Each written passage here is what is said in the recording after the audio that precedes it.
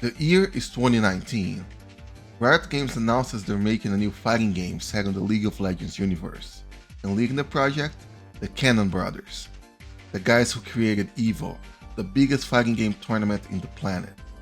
160 champions to pick from. One of the largest esports ecosystems ever built. Free to play. A studio with unlimited resources and zero history of shipping a bad game. This is the big one. The fighting game that's finally going to bring us back into the mainstream. But after 6 years, we still ask, who is 2XKO actually made for? Project L began as a 1v1 fighting game, and then at some point during development, Riot made the decision to change it to a 2v2 tag fighter. I think this was more of a business decision than a creative one. League of Legends is a team game. Valorant is a team game. Riot's whole ecosystem is built around playing with your friends. And somewhere in that boardroom, someone asked, why should this game be any different? And with that, they created a contradiction that they never recovered from. They decided to make a game to bridge the two groups of people, the FGC veteran who spends hours on training mode, and the League of Legends player who just wants to queue up with their duo. And from that point forward, every design decision that they made tried to please both groups, but ended up pleasing none. Let's start with the mechanics. 2XKO has no motion inputs. Everything is either a 1-button or a 2-button combination. On paper, that's accessibility, right? It's like Riot is saying, this is a game for all gamers. And then they built the rest of the game. 6 buttons: light, medium, heavy, special 1, special 2, tag. Button combinations for parries, throws, supers, super bar, a tag cooldown, burst bar, all things you gotta worry about. On defense, you got retreating guard, parry, cross-ups, throw breaks, assist, push block. And that's before you even get to the characters. Teemo has a bag system where some of his attacks become empowered. Jinx charges her zap, Yasuo has a stance, Kali gets different moves inside her smoke. Oh, and there is also a pulse system that you have to understand even before the match starts.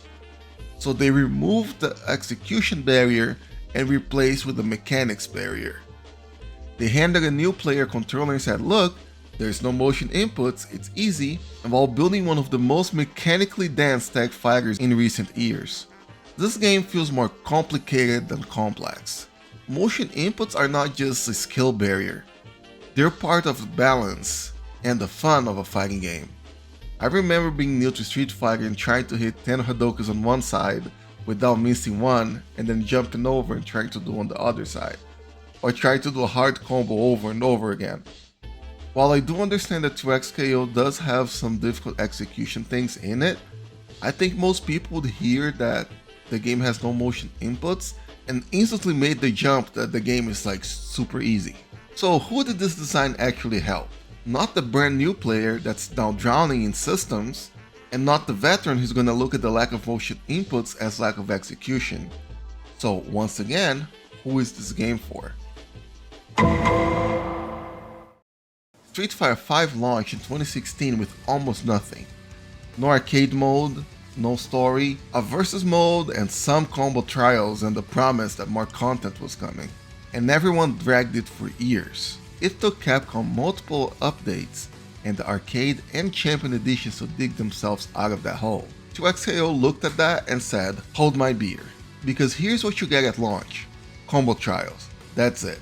No story mode, no arcade ladder, no character endings, nothing that answers the most basic question that a new player is going to ask. Why are these people fighting? 2XKO has no lore. The launch trailer shows Echo and Ari fighting together as a team, which is fine, except in the actual League of Legends lore, these characters have never even met. They exist in completely different parts of the world. Now, that's nitpicking? Sure. But to me, it's one of those things that once you see it, you can't unsee it. You stop seeing characters as characters and you see them as skins.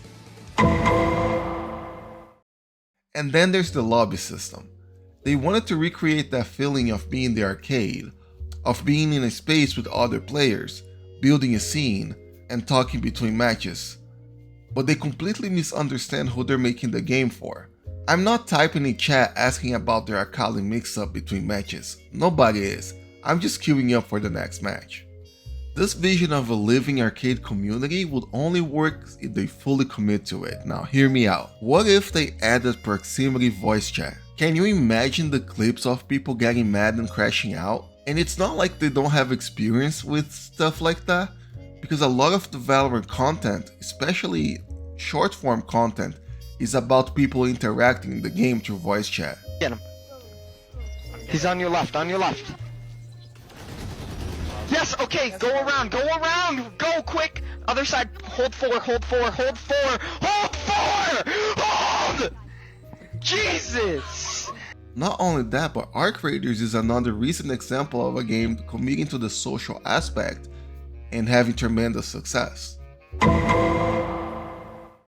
While some people say the 12 characters feel a bit on the low side when it comes to a tag fighter, I understand the limitations and I'd rather have 12 considerably different characters both in regards to visual and gameplay than 30 characters that all play the same. With that being said, what are these characters picks, man? Obviously, with the League of Legends roster of 160 characters, not every fan favorite's gonna make it, but did they really have to put every single Arcane character? Did they not think that have Jinx, Teemo, and Caitlyn is a little bit too much overlap? What about the actual fighting characters like Lee Sin, Sett, or Udyr? I mean, the closest thing they actually got was Vi, which again, Arcane. I understand that Arcane was super popular and they tried to capitalize on it, but them putting all their eggs in the Arcane basket has completely backfired. Another thing that drives me nuts every time I think about it is the lack of cross-promotion. Why would they not think of releasing a brand new character, the same character, in both League and 2XKO at the same time? Or better yet, release the new champion in 2XKO first, so that the League crowd and content creators are now trying out the game to try to discover what the moves are gonna be when the character actually comes out in League. And the shop is another problem.